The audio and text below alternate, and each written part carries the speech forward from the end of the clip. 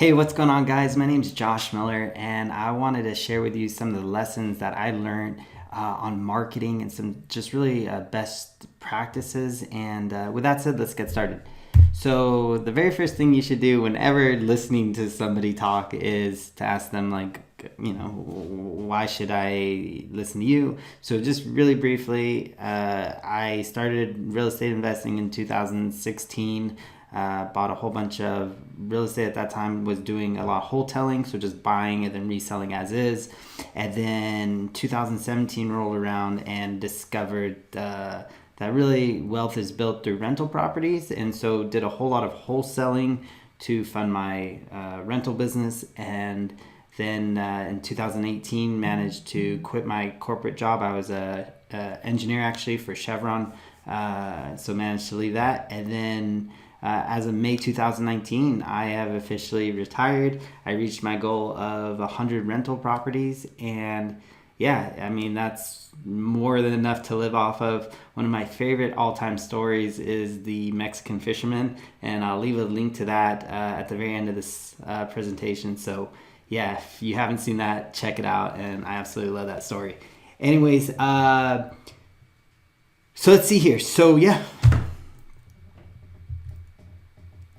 So let's get started. So who's this training for? And it's really for anyone who is just starting out in real estate investing and wants to figure out some key strategies. And it's also for people doing huge amount of deals, spending millions of dollars, to just really think about, hey, am I missing anything on my marketing strategy, and what are some ways to really save a lot of money?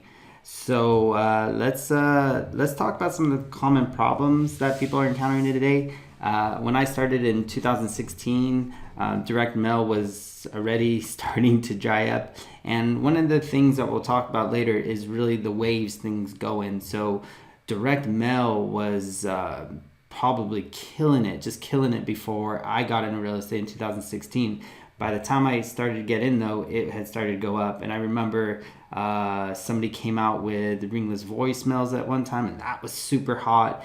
And then cold calling has been super hot, but now it's drying up, and now text messaging. So I think this presentation, so I'm giving this in the end of August of 2019. So if you're listening to this, and it's a long time later than August 2019, some of the things I might be saying won't apply any longer. So just keep that in mind. But for right now, if you're listening to it at this time, I would say text messaging is the super hot thing. So we're going to be talking a lot about that. With that said, PPC costs, if you're doing any of that right now, it still works. It's just climbing. I think the rough numbers you can kind of expect if you're just doing what everyone else is doing is that text messaging is going to cost you around $500 a deal. And now these are really, just rough numbers, because it's going to vary depending on what market you're in, obviously. So if you're like, I live in Southern California by the beach in Los Angeles, it's going to be way, way higher marketing dollars spent here than, let's say, in like Kansas City or St. Louis. So text messaging, depending on your market, it's going to cost you around $500 to get a deal. The next cheapest after that would probably be cold calling, and that's going to be somewhere around $2,000 per deal. And then next after that would probably be PPC. That's going to run you around $3,000. And then direct mail, if you're doing it wrong, it's going to cost you around $5,000. And we're definitely going to talk through some strategies to reduce all of those numbers dramatically and really get your marketing dialed in. So with that, let's get started here. So requirements to succeed. I really think there's two main things that you need to succeed. Is one, you need to have a purpose. And that sounds really like dumb, but it is really, really true that if you don't have a purpose, if you don't have a reason to get up every morning or stay up late every night and just give it your all, you're going to burn out, and you're going to be distracted, and you're going to see just things that you're just going to go after and not really stay focused. So it doesn't matter the journey you take, as long as you have that purpose, that reason that you're going after. And there's tons of great books and everything like that. So if you don't have a purpose, if you can't clearly articulate your why, I would stop everything, stop this video, figure out your why. Once you have that, come back, because that's going to be the success for anything you do in life, including real estate investing. So that's kind of, besides that, the second thing you really need is to just focus on one thing at a time. So we're going to go through a lot of stuff, and it's going to be really easy to get paralysis by analysis. Don't do that. Stay focused on one thing at a time. Do that one thing and then move on to the next. So don't worry about some of the complex strategies I'm going to show. Just really try to focus on, okay, I'm going to focus on one thing this week and get that done. And once you build that, then you can build on to the next. All right. Next thing. So what is marketing? How do I define it? And this is kind of what we're going to go through right now. So we're going to talk about what I like to say is marketing is simply contacting the right people with the right message at the right time.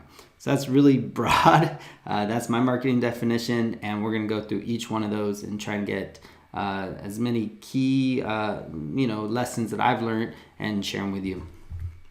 So the right people. There's a lot to this. We're going to start talking about quality, not quantity, and that is so important. I see all the time people text blasting hundreds of thousands of people, or cold calling like crazy, or direct mailing like nuts, and it's all great. But I would honestly, and something that really worked well for me, is if you can get that like really great list, you don't need 100,000 people. You don't even need 10,000 people. If you have a great list of 1,000 people, that's more than enough. Now that's easier said than done, but here's some really cool key strategies to do. So the first thing I'd really like to do is called point list stacking. You probably heard people have been talking more and more about list stacking, which is great, and it's pretty simple. List stacking is just saying, hey, if the property is vacant and it's, let's say they're going through a bankruptcy, okay, that's person's on the list twice, let's market to them. And that's good, but I think it's missing the key point, which is you want to market to people that have the most amount of pain. And just because somebody's on two lists, let's say they're vacant and absentee, well, yeah, that's kind of like given. So yeah, they're on two lists, but not that great. So by focusing on adding those points together and defining to you and in your market and what your niche is and what you're good at, and just common sense, like you can see, I mean, I just threw these numbers out there, but I would, for example, rate somebody who's in probate or inherited a property, I give them a lot more points than somebody who says absentee. Or absentee is a perfect example. If somebody's absentee, that just means, that their property address doesn't match their mailing address, but, they could have a P.O. box or whatever.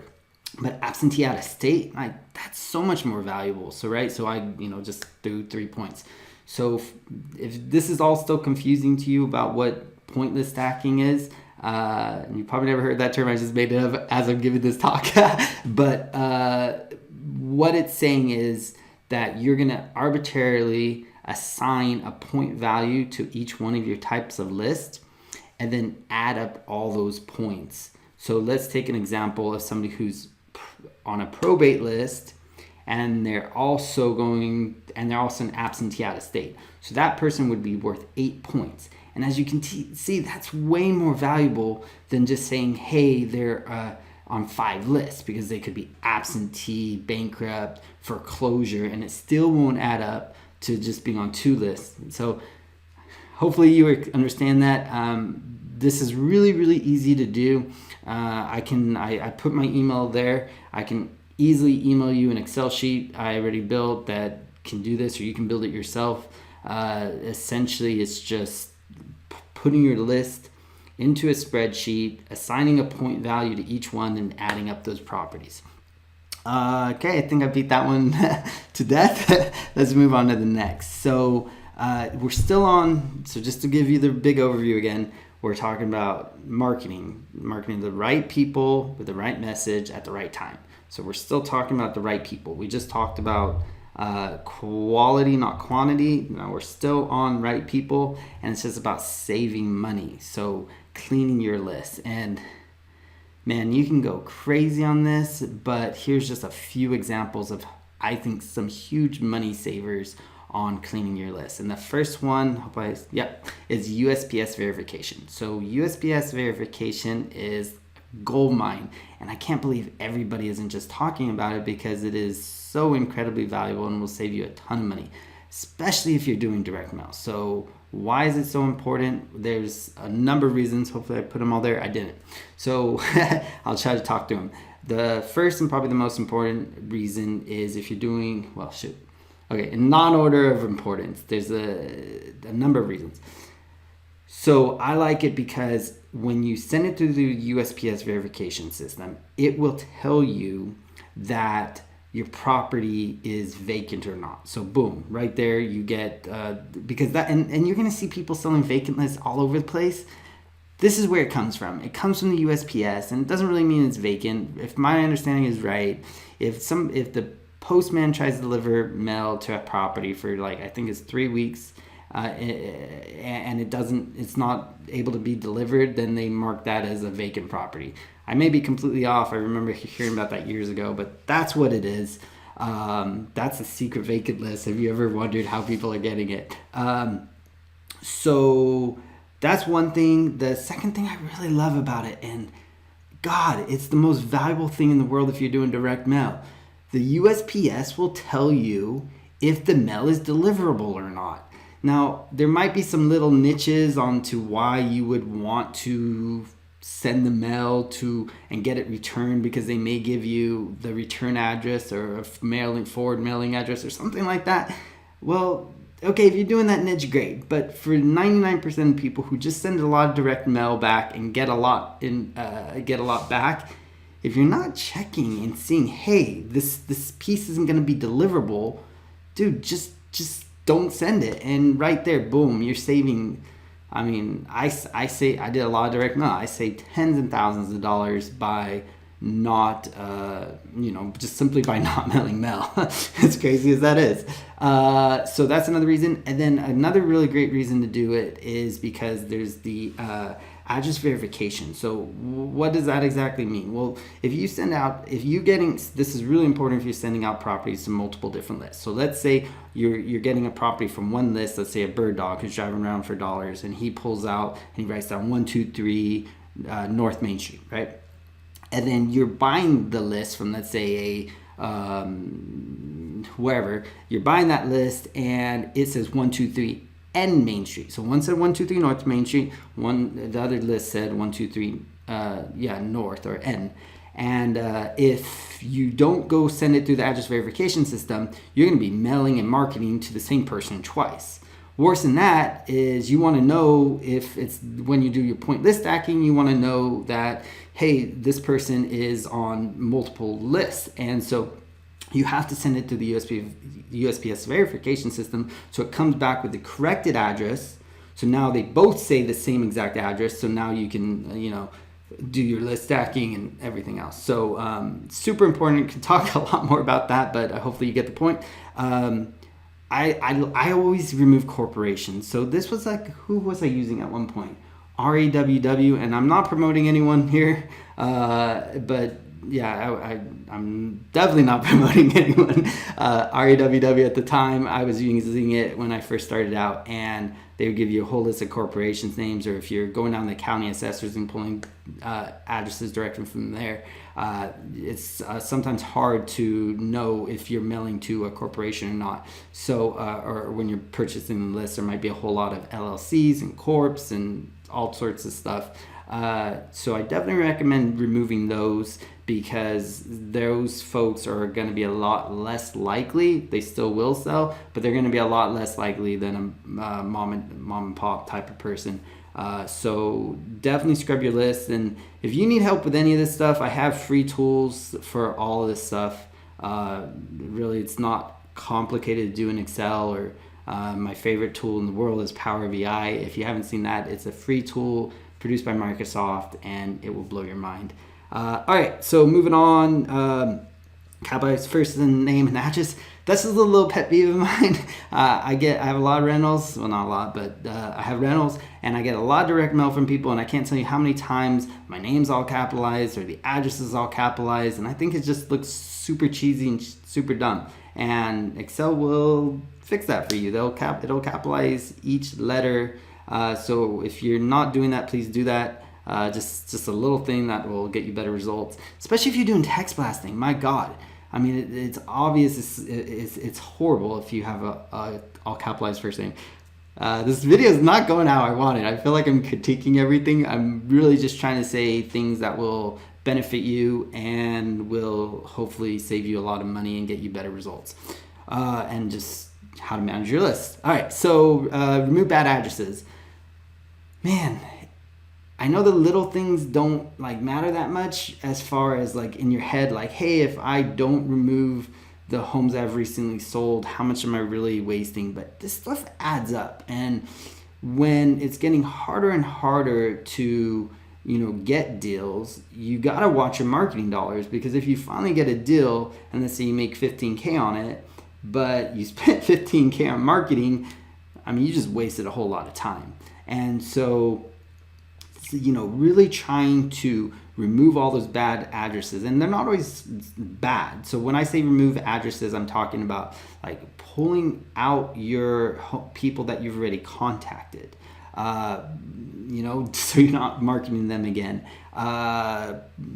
Looking at, like I said, the MLS, or if you don't have access to the MLS, there's lots of other ways to get homes that have recently sold. Anything else? Homes that are currently marketed as well. All right, so let's keep going here. All right. Sorry, I hope you're still with me. So right people, we're still in that first. Remember, you got to talk to the right people with the right message at the right time. So we're still in the right people. Update frequently. I just heard somebody talking about they're using a list from like 2 years ago. Insane. That's just painful. Update your list weekly, or if not monthly at the max.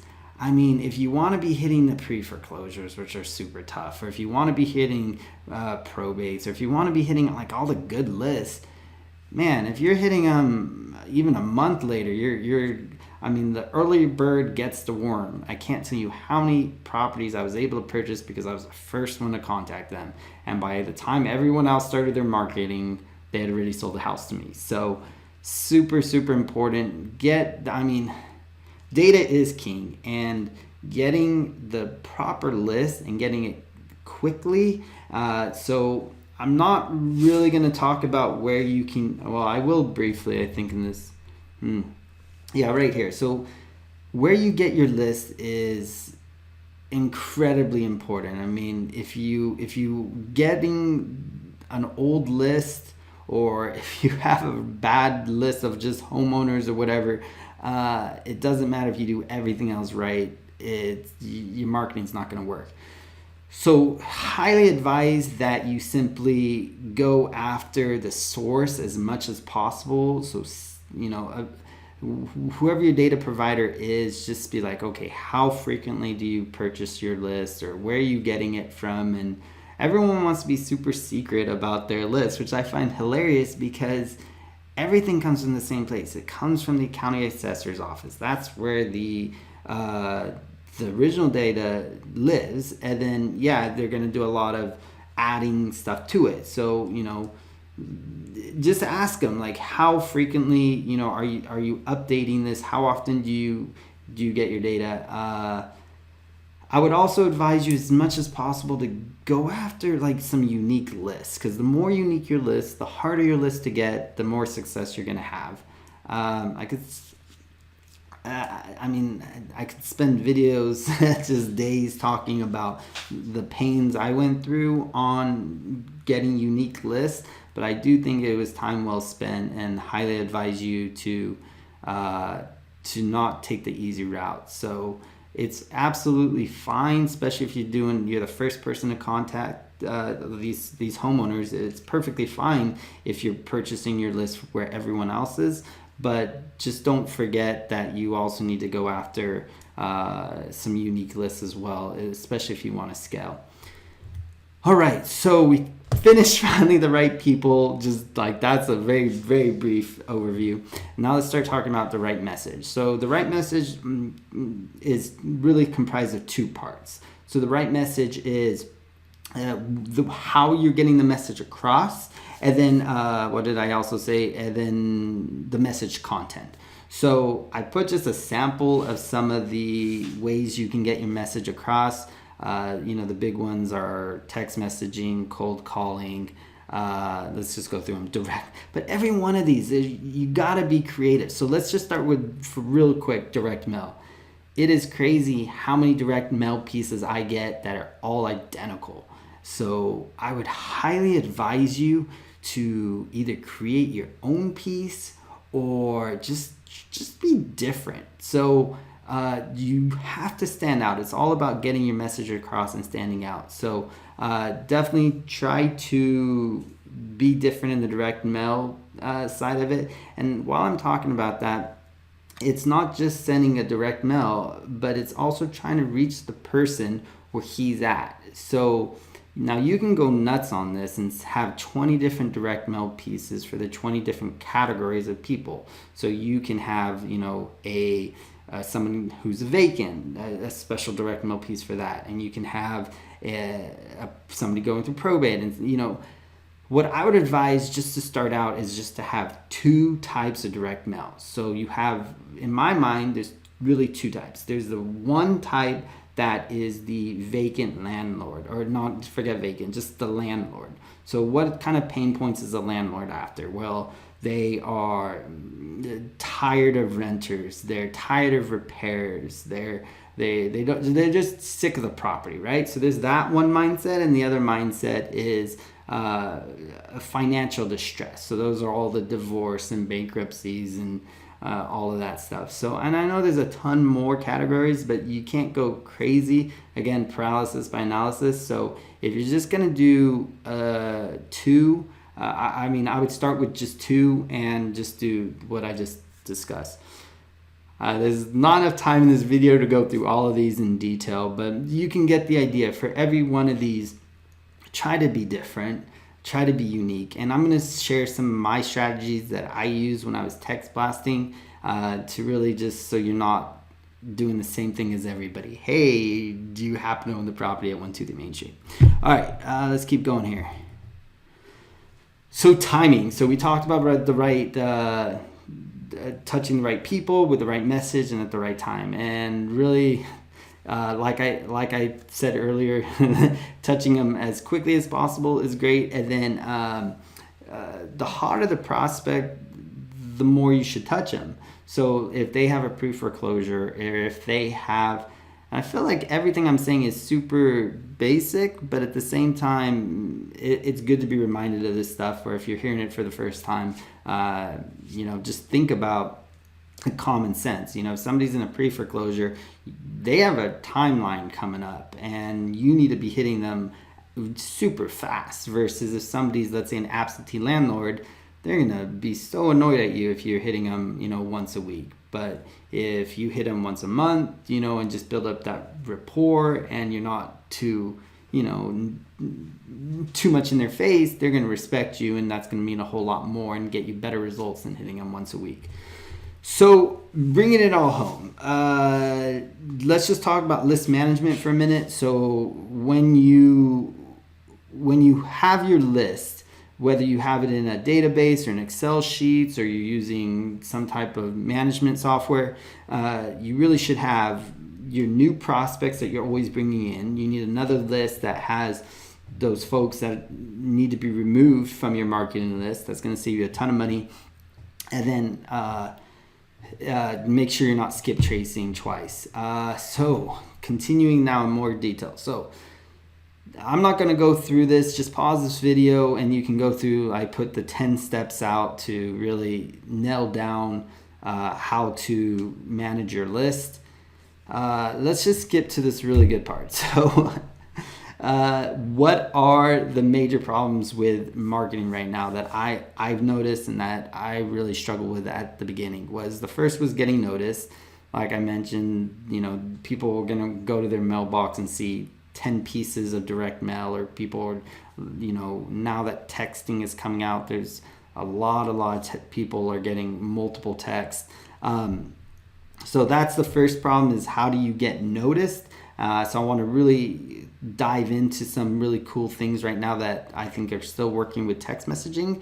The second is not being consistent. So I think more important than anything else that I've shared is, if you just remember one thing from this, is just be consistent.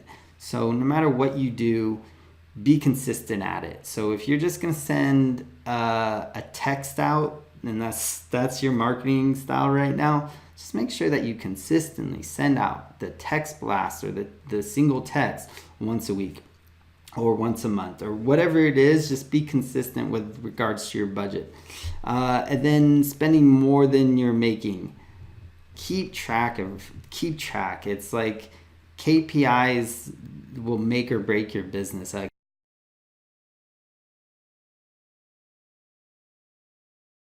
right, as mentioned earlier, marketing goes in waves, and right now, text blasting is super hot and really is, people are responding to it. I don't know all the numbers off the top of my head, but I think it's like 98% of people read their text messages. You're going to expect like a 35% response rate back. Compared to your direct mail, what is that at nowadays? Nothing, or less than 0.5%. So text messaging really is working, but this is going to dry up too. So always be creative, always be thinking of new things. And also currently, as more and more people get into text messaging, you gotta be creative in how you text message and what you text message. All right, so how do you get noticed, and how do you be consistent week after week after week with your marketing? And most importantly, how do you spend less money on marketing as things are getting more and more competitive? Well, I built some crazy, insane spreadsheets, and I use Zapier a lot and a lot of APIs to really integrate with a lot of different softwares out there. And that's what I personally did. And then when I stopped working in May, I thought, okay, I would like to share this with others. I was a little bit selfish beforehand. I didn't want anyone else to have it. That on me, I'm sorry. But I really do want to share all of my different marketing strategies with people and give them the actual tools to use it. So I've been working really hard, and I've just been getting everything that I had built previously and just putting it in a single piece of software that would just be super simple to use and would do everything and would just blow everyone's mind. And so that's what I've done. So you're actually going to be the first people to see it, and very excited to share it with you right now. Now, don't think that everything I've said before this is just to get you to use my software. If you have a better software out there, if you're happy with something that you're using, awesome. But I guarantee you there's nothing else like this that you've ever used. So what it does is it does all the data management that I've been talking about.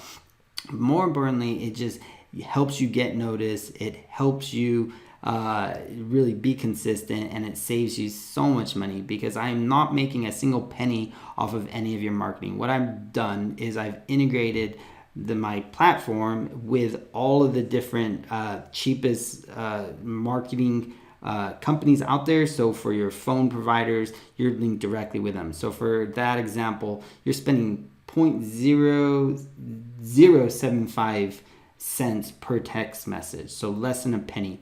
And that's if you send one text message or if you send a million. Same, voicemail drops, the cheapest possible, because you're going directly with the phone providers. I'm not a middleman. I'm not going to make any off of that. I am charging $97 a month for the actual platform. But, if I wanted to, I think I could easily charge thousands of dollars for it. It's that incredible. But I'm just charging the very lowest possible just to cover some overhead costs. And it's yours to use. And I really hope that you can take advantage of it and just make your marketing to the next level. And if you haven't even started, man, you're having it so good right now because all of this was extremely difficult and no one else has it. So you're definitely getting an incredible advantage right here. So here's just some thoughts with text messaging. Now, my software does email, voicemail drops,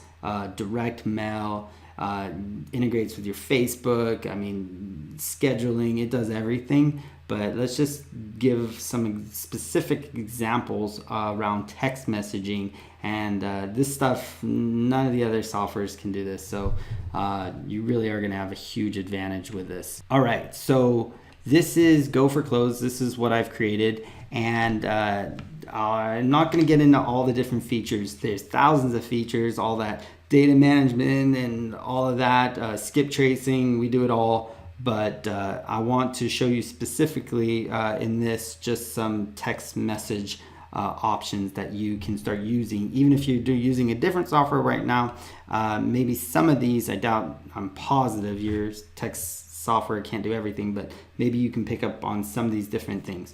So the first is, this is just a standard text, and I'm not going to show you actually in the software because I would think it'd be better if I just showed you off of a phone. So I'm going to use my Google Voice for that. But this is how you would essentially set it up. So you would, you put in whatever you want: text messages, emails, voicemail drops, direct mail, schedule it for when you want to go out.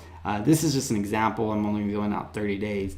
Ideally, you want this to go out for a year. So, if it's like a really high priority list, remember we talked about point list stacking. So if they have a lot of points, you're going to be wanting to definitely spend money on direct mail with them, but probably not just send them a postcard, right? You want maybe send them offers. You want to be like, maybe a FedEx package, and you can do everything through here. So what was I saying? Oh yeah. So let's start talking about just text messaging, and I am going to load this, send it to myself through a Google Voice number, and we'll start looking at some of the different text, really cool marketing techniques that you can use today.